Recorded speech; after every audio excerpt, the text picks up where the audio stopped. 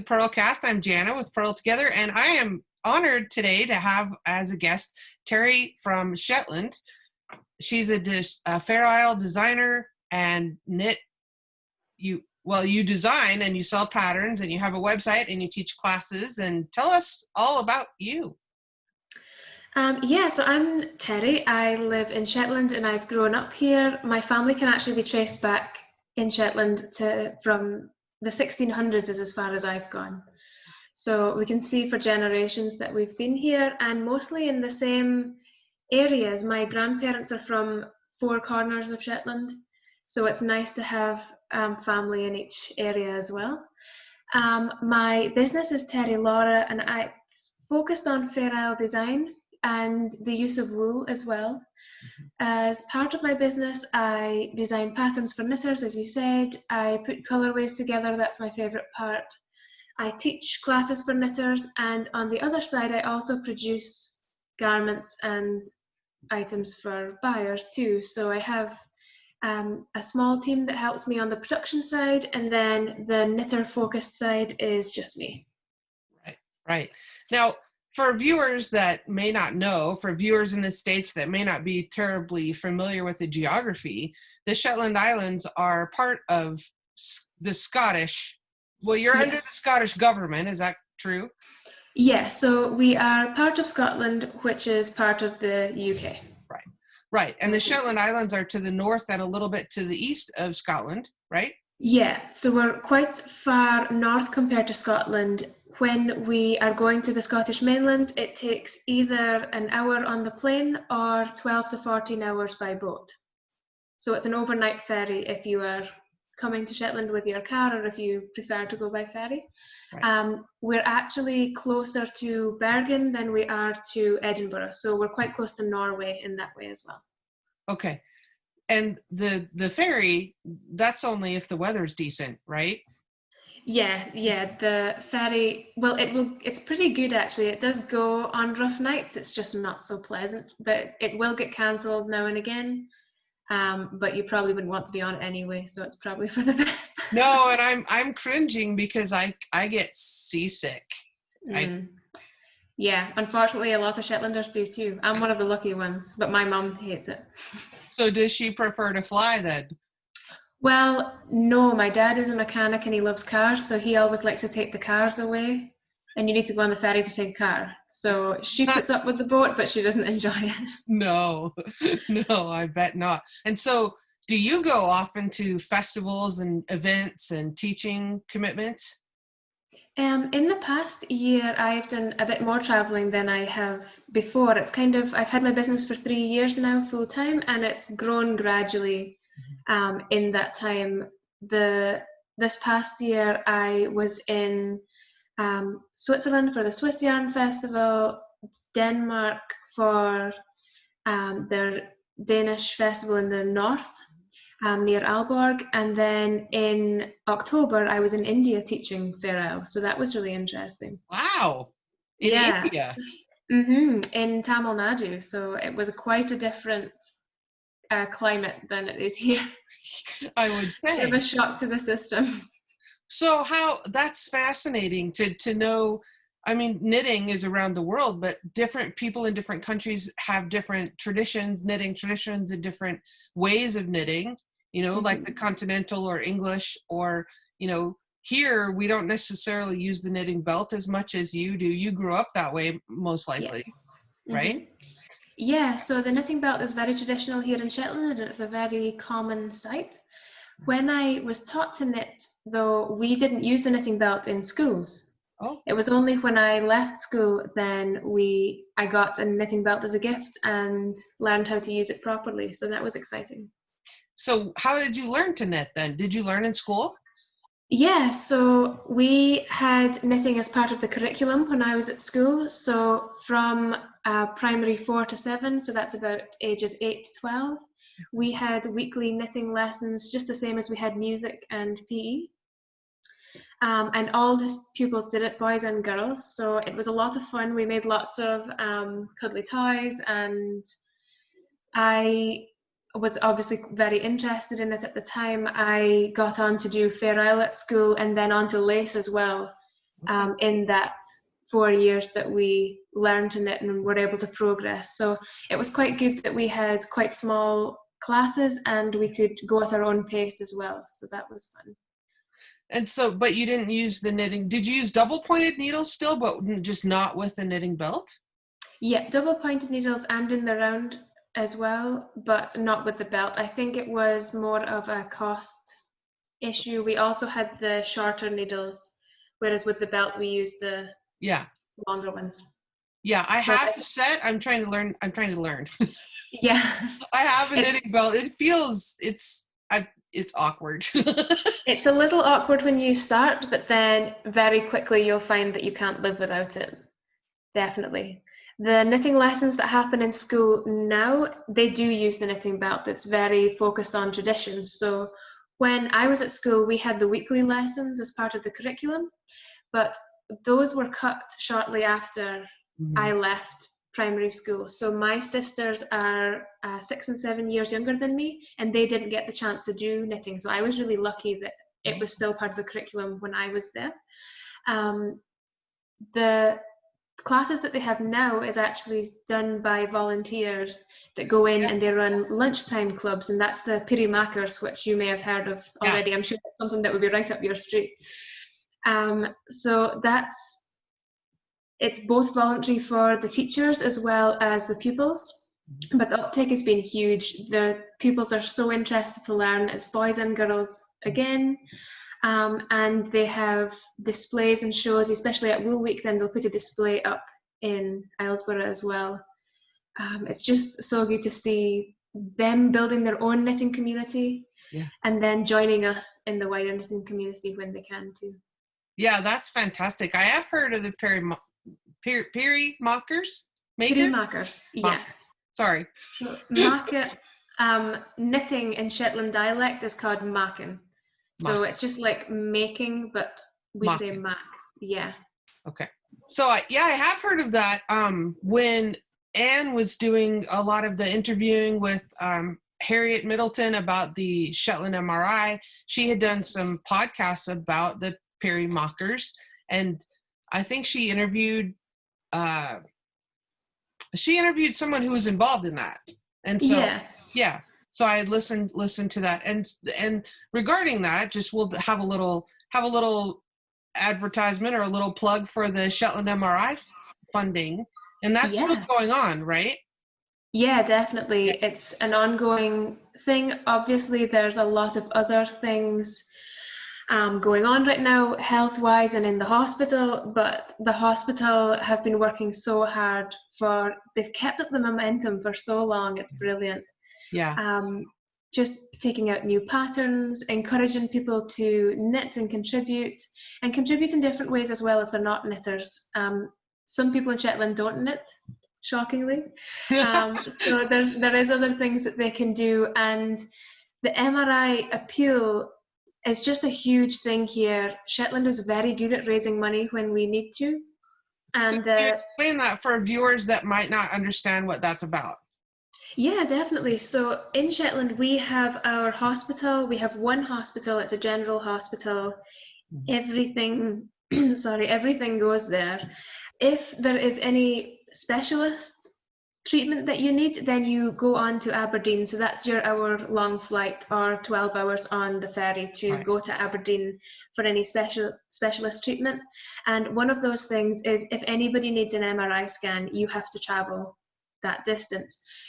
It's a scary thought if you need an MRI scan quickly.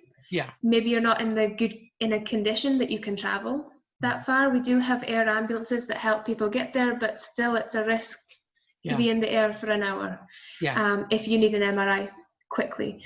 So the community in Shetland has come together to try to raise the funds, mostly ourselves, to buy this machine. And there's been so many different fundraisers. There's been concerts, there's been bagpacking in the supermarkets, there's been schools doing their own mini events. It's just been ongoing, and it's really building momentum still. Even now, people are wanting to do something to help, and they're trying to donate to causes that's important, and the MRI scanner is just such a huge win here. Right. Harriet has done such a big thing with her pattern, and it just took off even more than she expected. She just can't believe the momentum that they've got, and she should be so proud. The whole team should be so proud. It's good. We'll put the links down below, but if knitters are interested in the pattern that you're talking about, it's the Harriet's hat pattern, and it's a traditional Fair Isle pattern, and you can find there's a hashtag on Instagram where it's hashtag Harriet's hat, and you can see like hundreds of color combinations and things people have done, and it's brilliant. We'll put the link down below for the pattern, and when you purchase the pattern, the funds go to the MRI Maakers. And if people want to if you're not a knitter but you want to donate directly, you can do that on their website as well. So, but speaking of brilliant Fair Isle patterns, I've knitted several of the Harriet's hat, but then I randomly, I'm not even sure how this happened, but I came across your pattern, the beach cap, and then I have a friend in Canada that sent me some yarn that she wanted me to try. It was a Canadian yarn that she was curious how it compared to Jamieson's. And so I said, I don't know, because I have, some Jamieson's and Smith here. But I've never tried this other Canadian wool that she talked about. So she sent me some because she wanted me to try it out and then let her know how that it compared. And so I made your pattern with that Canadian wool. And, I love it. This is version. The beach cap with the traditional star crown, which I think is fantastic. I just love it. Glad. I've got my one here too, matching. I love those colors. I love your colors. Thank you. Yeah. Now is that the Jamieson's? These are from Jamieson's of Shetland. Okay. So the Spindrift collection, their jumper weight yarn. And this is one of my most popular colorways. The jumper that I brought to show you is in this colorway as well. Oh my gosh, that's lovely. It's just such a nice one. It's so wearable. It goes with everything. This has been a really popular one for both men and women, which is also a bonus. Especially, it's quite common for when somebody gets a wool jumper like this, an investment like this, then partners are stealing it and children are stealing it, and to borrow and wear. So it's such a good one, and it suits so many people, and I'm so glad that people are enjoying it as much as I do. That's a jumper that I wear. The mitts are also on Ravelry. I love these. Oh, they're really sweet. Oh, and those have little tiny fingers. Yeah, so these are fingerless mitts. Yeah, but it's not just a tube. You've made the little individual fingers, yeah? Yeah. Nice. Love that. Now, are the designs that you do, you mentioned this in a class that we had together that I took from you. Those are pretty traditional Shetland designs, yes? Yes, so most of the work that I've done, because there's a lot of crafters in my family, my grandmother is another knitter that's on Ravelry and on Instagram, and you can follow her too. Your grandmother, go ahead and say who your grandmother is. Yeah, okay, so my grandmother is Wilma Malcolmson. She's got a shop here in Shetland called Shetland Designer, and she's had it for as long as I can remember. I used to go there after school and play shop in there. And she is also the patron for Wool Week this year, which is very exciting. And because of all the changes in plans, she will be the patron for next year. Yes. And the pattern for Wool Week this year was Katie's Kep, and that is your great grandmother was Katie. Yeah, my great grandmother was, we call her Kitty. It's just the Shetland way to say it. And she was also a big knitter. We have pictures of her wearing things that she made. We've got a lot of samples of things that she has actually made. And when Granny was putting together the design, here's my version of the Katie skirt. Oh. When she was putting the design together, she was looking for these patterns are from some of the designs from my great-grandmother that we've still got. So it's really special. Yeah, You that's use them. lovely. So what I'm curious about, you've mentioned in the past that the process of writing a pattern down is new, relatively new in Shetland. And so when you learned to knit and you learned those patterns as a child or a young adult, did you just watch, or did you just look at a piece of graph paper or a drawing and then replicate that? Or how were those patterns passed down then if nothing was written out? Yeah, so there's plenty of notebooks that have motifs charted, but it wasn't normal or it wasn't regular to have the colors on there for when you were knitting. You really had to have it in your mind what you were going to do before you started knitting or while you were knitting. When I started knitting Fair Isle, I was learning first from at school, when I did a little bit of Fair Isle at school, and then afterwards from my grandmother. And especially the crowns of hats were mostly done by copying a hat that was already knitted. So it was a bit of experimentation. And then once you had that sample, you would copy off the sample. But it definitely took a lot of practice knowing what you were looking at, especially where the decreases are involved, what's going on there. Then, yeah, you just kind of learn by looking at it rather than writing the notes. This hat was written in 2016, and it's the first pattern that me and my grandmother wrote to be part of a Wool Week annual in 2016. So that was a bit of a learning curve. And that one, tell the viewers what that one's called, because you can get that on Ravelry, yeah? Yeah, so this one is called the Hömin hat. So it's DAHOMIN, and that's a Shetland word for the change in the light at a certain, in the evening. And that's kind of the colors that we've incorporated here as well. That's lovely. So I know that Harriet talks about that too, where she had never actually written down a pattern until the Harriet's hat, and then she had to have help, and then her son helped her do the chart and the PDF. And so it's really a tradition. It's really passed down from generation to generation then. Yeah, you would typically have needed to be able to get your hands on something to figure out how to make that. So you're really lucky if you have knitters in your family that can show you or give you samples to look at. But yeah, same as Harriet, everything was, there were some notes written down, and you might write down the colors you used, but not often, because you would never be making the same thing over and over again. Right. But because my grandmother was very interested in the color work, and that was part of her signature, was the colors put together, she did write down her colors, and she did make things over and over again, which is kind of strange for the time.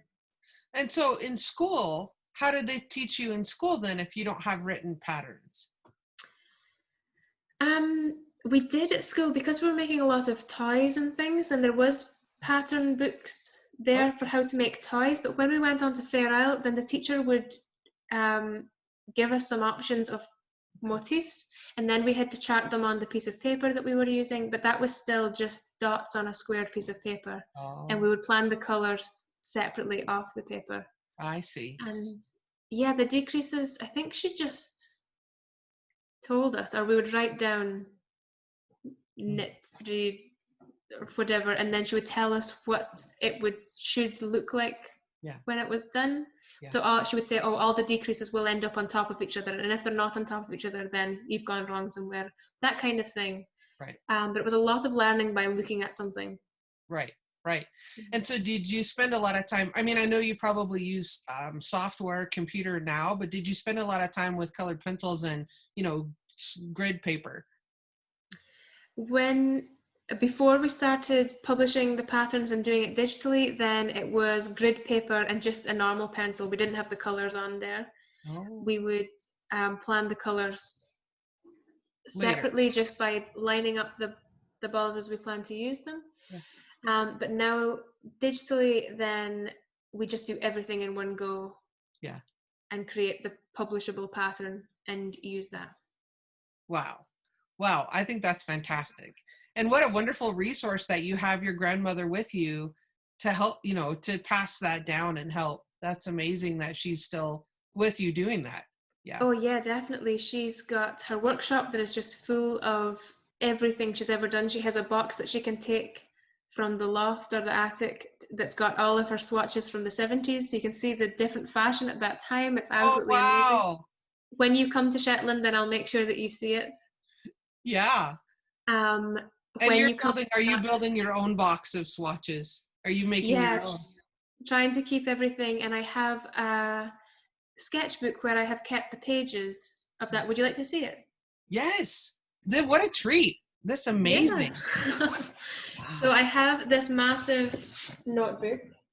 Yeah. Huge. And inside I have just everything. Wow. Oh my gosh. The wraps, some pictures of it being used, the colors side by side, and a swatch. I'll find some colorful examples that you can see. What a treasure. Here's my reds. Wow. Oh, it's just not very clear. Oh, there you go. Oh my gosh, that's beautiful.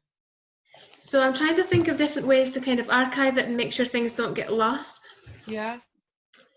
This That's lovely. was made originally for my niece when she was a baby. Yeah. I've got a picture of her on there. Some pieces from other workshops that I've done at the beginning. Wow, that's so neat. And so you've just glued all that in there? Yeah. So I've just stuck everything in here. It's getting really difficult to close now. Yeah. I'll show you. There's two of my favorites are in here. So this is a design that I did for Grant's brother's wedding. So the page boys were wearing these. There's one of them in the picture, these sleeveless all-overs. I designed this to match their kind of traditional Shetland theme. But then the bride also made all of the decorations. So she showed me the swatches for the fabric she was using for decorations, and then I put those colors. Oh, that's amazing. I also, after the wedding, made them a cushion with these zigzags on for them to keep as well. And then probably the most popular page in here is this one, where I've taken photos and I have translated them. Oh, that's beautiful. Wow. You've definitely translated the colors of that photo into the swatch. That's fantastic. Yeah, I'll try and stand further back. Oh my gosh. So, yeah, and these pictures are from two places that are quite important to me. The one with the greens and the oranges is quite close to where I live now. This one here. Yeah. And then this one here is a loch that is right next to where my great-grandmother lived on the other side of my family. Yeah. So it's two pictures of the Northern Lights in special places to me. Amazing. So it was a lot of fun. And this is the example where I stayed up all night to make sure I got it right. The colors. I did one of them, and then I felt like I was on a roll, so I did the other one straight away, even though it was about 3 a.m. at that point. That's so neat.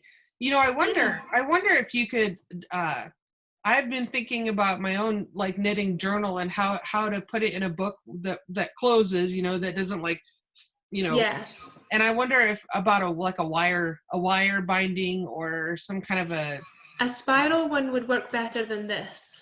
Yeah. Because then you've got spaces on that spiral for it to grow. Whereas this, then it's a saddle stitch up the side, and the pages are just ripping at them. Yeah.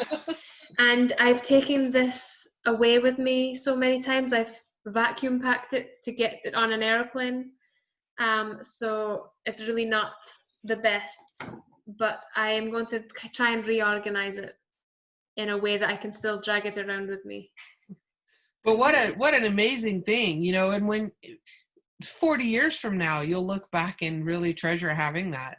You'll be glad that you did that.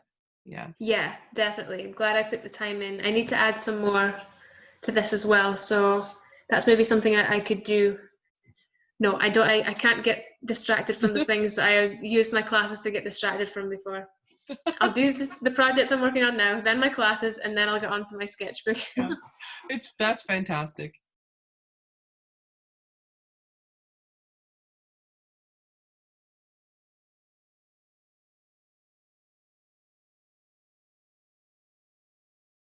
That's so lovely. So does your mother knit as well?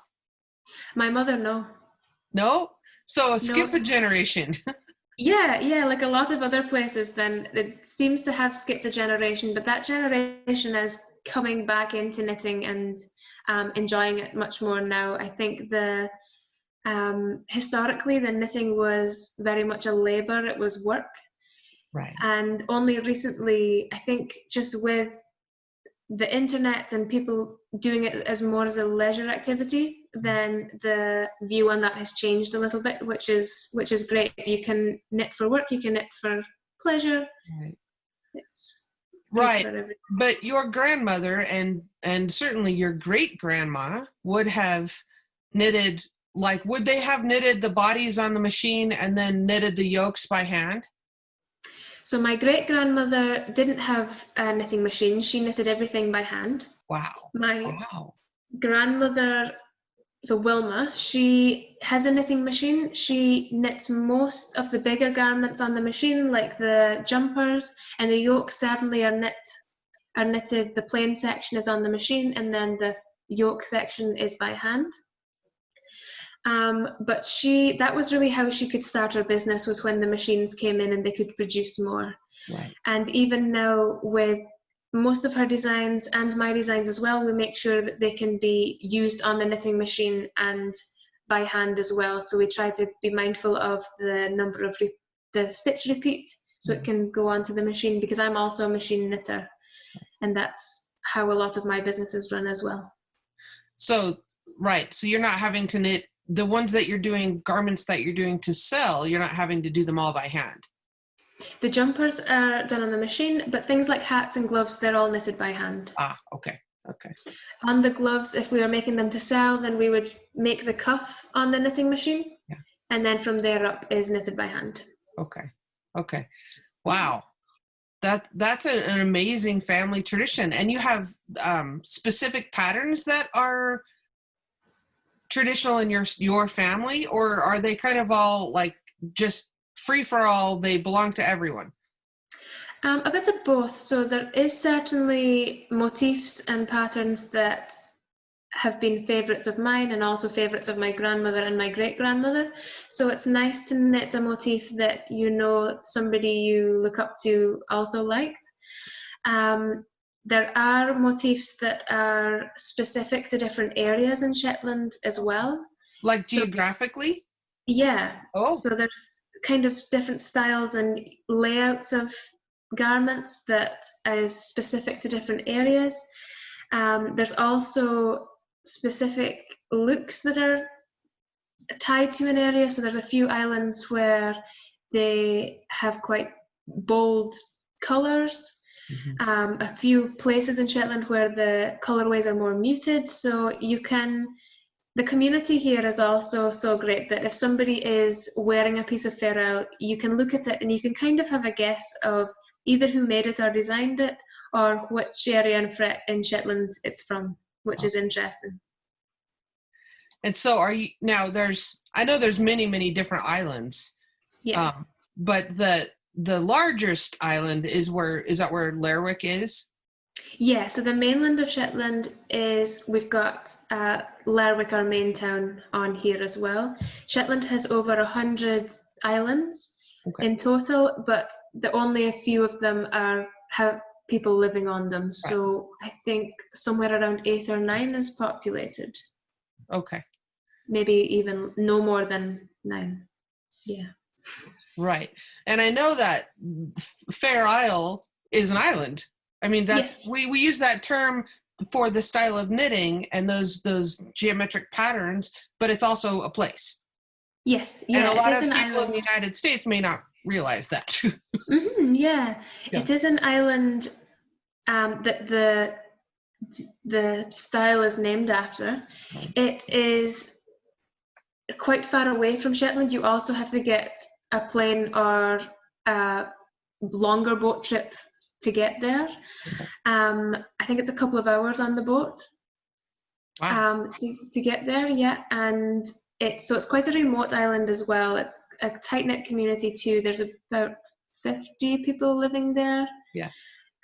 So it's a special place to go. I was lucky to go there as part of a school trip. We went there for a few days, and it's just it's a special place. It's a completely different feel to anywhere else. Yeah, and I'm sure the weather is formidable. I'm in a group on Facebook that is specifically for a pattern that is from Fair Isle. It's the Fisherman's Cap, and it's like this, but it's very much taller, and it has the tassel, and the style is somewhat different. It's very tall. Yes. Do you know what I mean? So it's like an extended cap. Yeah, the fisherman, and it flops over. It flops over, and it has the tassels. And it has some ribbing as well. Anyway, and so the people that are the admins of that group, sometimes they talk about the weather and how they haven't had a plane in a while. Yeah. It's very different. They only in the last little while got the power is 24 hours, because there was for a long time that the power would switch off at a certain time of night. Wow. And switch just to kind of reserve power as well. So it's it is a very rural place to be. Yeah. But you grow up on the main isle of what now is the main island called Shetland? The whole group is called Shetland. Right. So, but I grew up on mainland Shetland, yeah. Okay. And so have you ever lived in other places, or have you always just loved to stay there? So I have always lived in Shetland. When I was studying to become an audiologist, I did an apprenticeship style course. So I was only away for a couple of weeks at a time.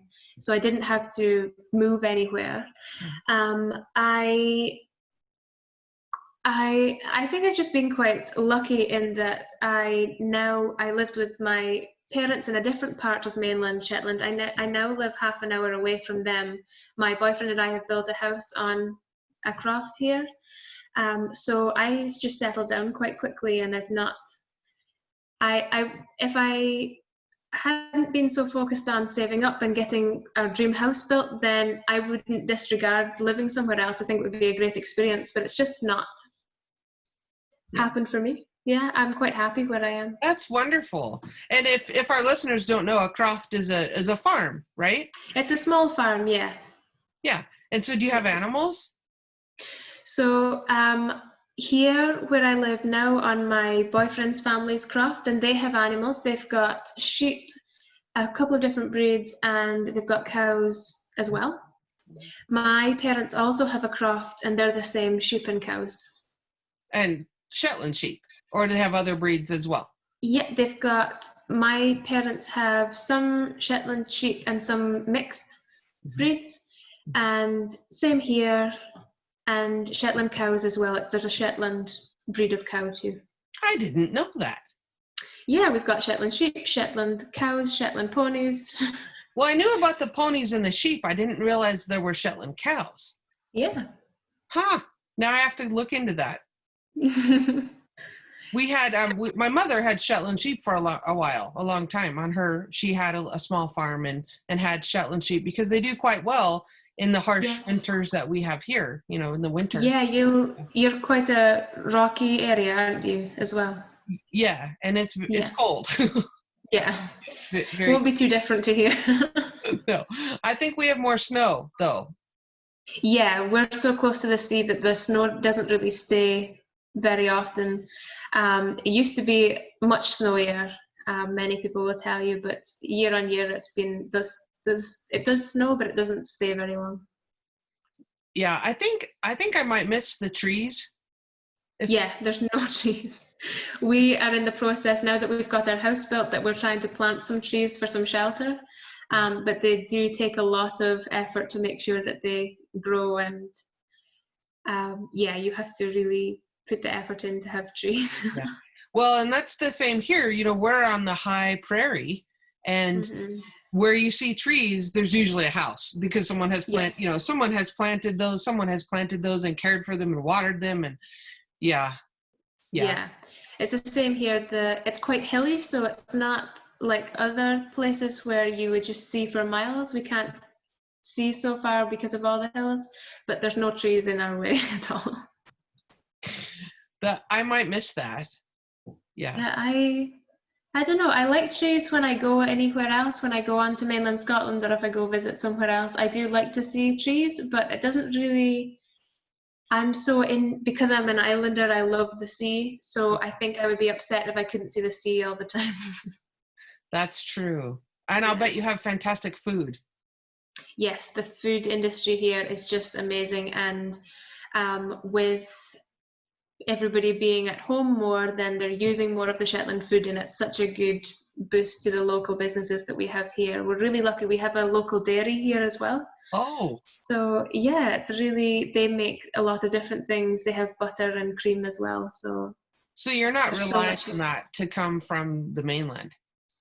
We do have other brands in the supermarkets as well, but there's plenty at the dairy here that we could get. Yeah, that's good.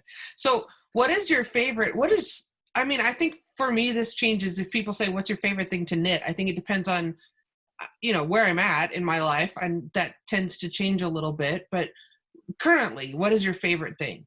Do you think hats or jumpers? Or I'm definitely more of a designer than carrying out the full process. I think coming up with the colorways is my favorite part. I don't really mind what I'm knitting or what I'm working towards, but I really like playing with the colors and coming up with the colorways. Yeah.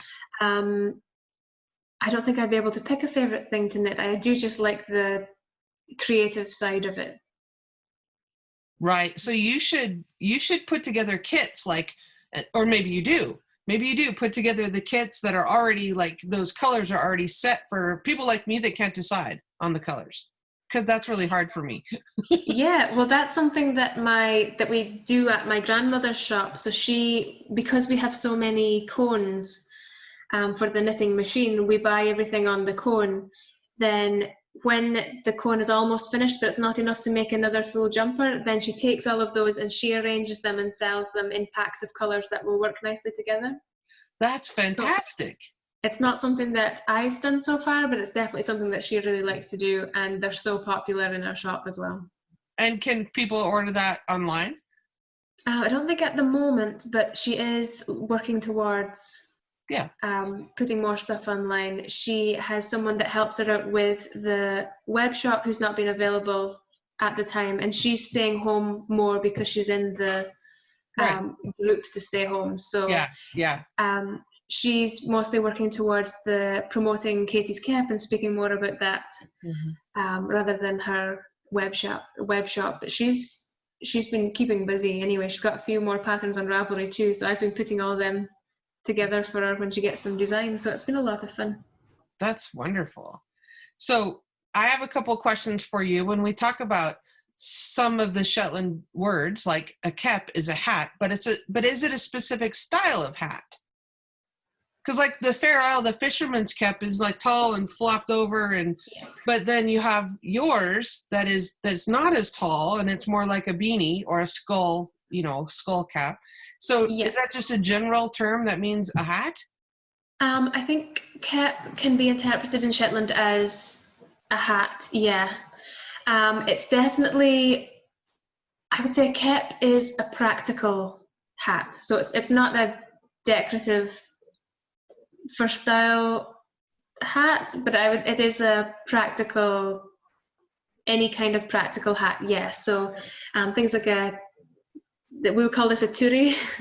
It's like a skull cap, and the fisherman's cap is a specific style of cap as well. But yeah, I would say any practical hat we would call a cap. Okay. And then there's another thing I was going to ask you about. Can you explain what a hat is? A hap, yeah. So a hap is a shawl. It's usually knitted in a square shape. There is a few different ways you can do that. You can do it from outside in or do the inside first and work out. It's used for two completely opposite ways. So it's a common gift to give someone who's had a new baby. Oh, yeah. As a kind of a baby blanket, or it's nice to take pictures on for a new baby. And then traditionally it's also used to for women to wrap up in as they're going out and about in Shetland. So any pictures of women going to collect peat from the hills, then they're generally wrapped up in a hap as well. Okay. But you'll notice with Shetland knitters that generally they're either a Fair Isle knitter or a lace knitter. It's very rare that somebody is equally both. I'm definitely a Fair Isle knitter. I'm not a lace knitter. So as we have traditional Fair Isle in Shetland, there is also traditional lace and very, very skilled lace knitters. But I can promise you I'm not one of those. Right. And I've also heard, and I've seen photographs and read, the lace knitting of these, these huge shawls that are knitted so finely. And then, the thing about pulling it through the wedding ring, because it's so fine, the cobweb yarn is so fine that it condenses down and you can actually pull the whole thing through a wedding ring. It's this giant wedding shawl, Exactly, yeah. So that's another way. It's also quite a good gift for someone getting married. It's a very delicate piece. You can knit it with jumper weight as well for a more cozy style, or you can knit it with, like you said, the delicate cobweb for a really, just a really beautiful piece to give as a gift. But that's not your thing. That's not my area of expertise at all, but I truly appreciate it, and it's such another important part of Shetland's knitting history as well. Yes, absolutely. So are there specific, if people wanted to learn more about, Fair Isle and also the history of Shetland lace, are there specific books? Now I'm blindsiding you. I didn't ask you this to prepare this, so it's all right if you want to email it to me later. But are there specific resources or books that you might recommend if people wanted to learn more about those traditions? Yeah, so we have a really good museum here. The Shetland Museum website has got lots of things, and I know that they're working to add to it all the time. And we have a brilliant textile curator that works at the museum, Carol Christiansen. She is so on top of everything to do with textiles and craft in Shetland, so that is definitely where I would send people.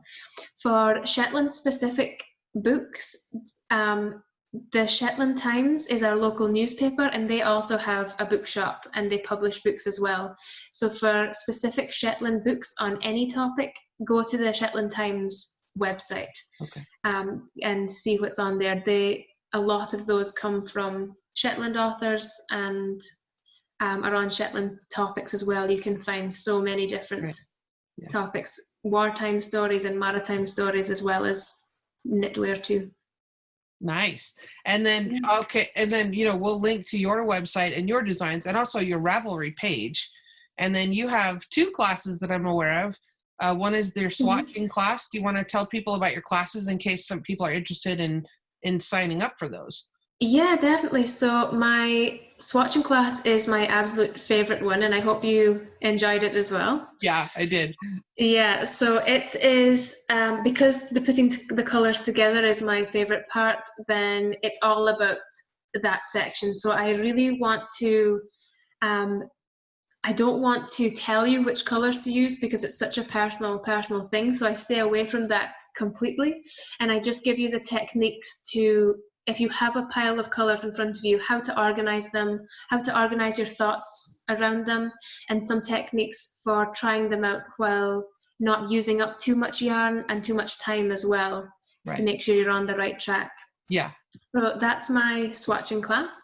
I have the crowns class is another one that has been really popular. It is all about designing a crown for the top of a hat. We focus in this class on the style that is traditional here in Shetland, which generally, well, not generally, but in many cases has the star on top. Mm-hmm.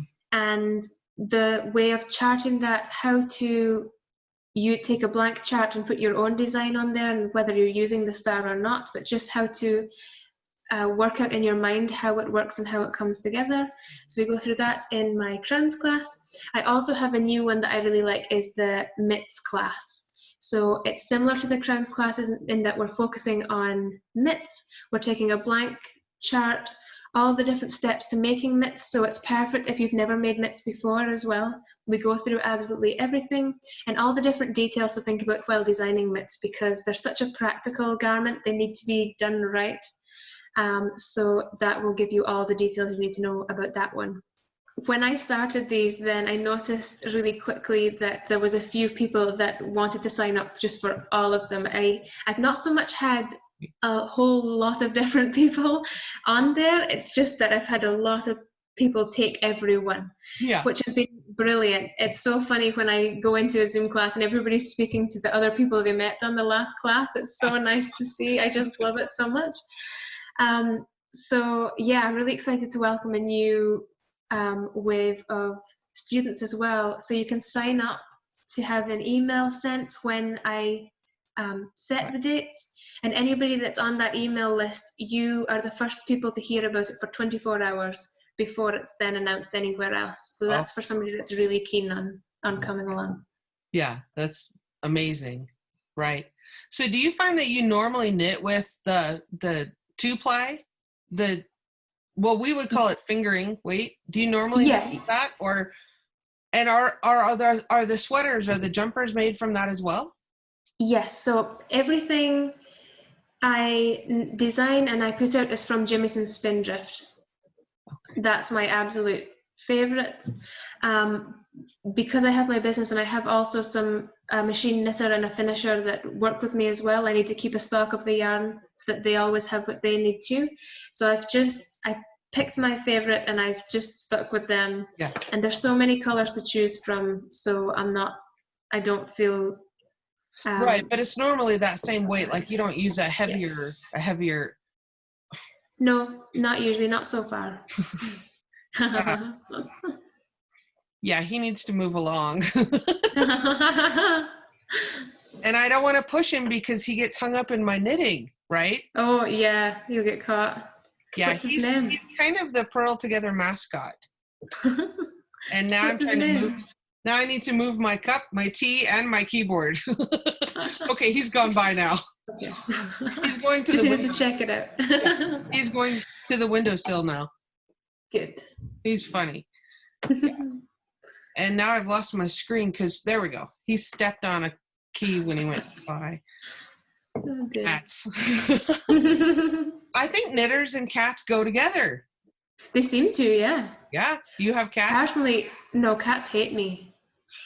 They absolutely hate me. Whenever I must give off some kind of vibe that I'm on their turf, because if I go visit somebody with a cat, then they just stare at me. Or if I'm left in the room alone, then they start galloping towards me. And I don't know, they just hate me. Wow. Okay, but do you like them? I do quite like cats. I do. I like when they are, sometimes I have to watch if they're slowly coming towards me, if they've got evil eyes or friendly eyes. Because I'll go to clap it, to pet it, and sometimes it's not. It doesn't think that's what's going to happen. But no, I quite like animals in general. I hate birds. I can't do birds at all, which in Shetland, we're so close to the sea, there's a million birds here. And people come here just to see birds, but I can't. I just can't. No, anything with pointy feet and faces, no thank you. No, I was about to say, in cities, if I go visit a city, I am avoiding pigeons. I just cannot. Like, I will walk away and I don't, sometimes the pigeons notice and then they start following me and I'm sweating. Just don't like it. That's awful. Fun fact about me. Well, I don't like pigs. You don't like pigs? No. Why? They're creepy. They're creepy. their creepy little faces and their creepy little noses, and they feel funny, and the pig will eat you. So cute. No. Oh, it will eat you, yeah, but no, I don't like things that will eat me. No, pigs. If they were desperate, they would eat you, but you just need to feed them and they're fine. But no, they're good fun, and they always. I like cows and pigs are my favorite because if you go to the fence to speak to them, they'll come and speak to you as well. Sheep are not that bothered.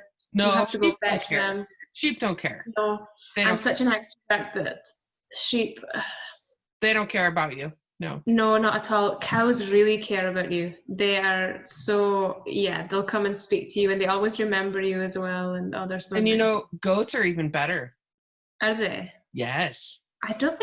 I can't even think if we have goats in Shetland.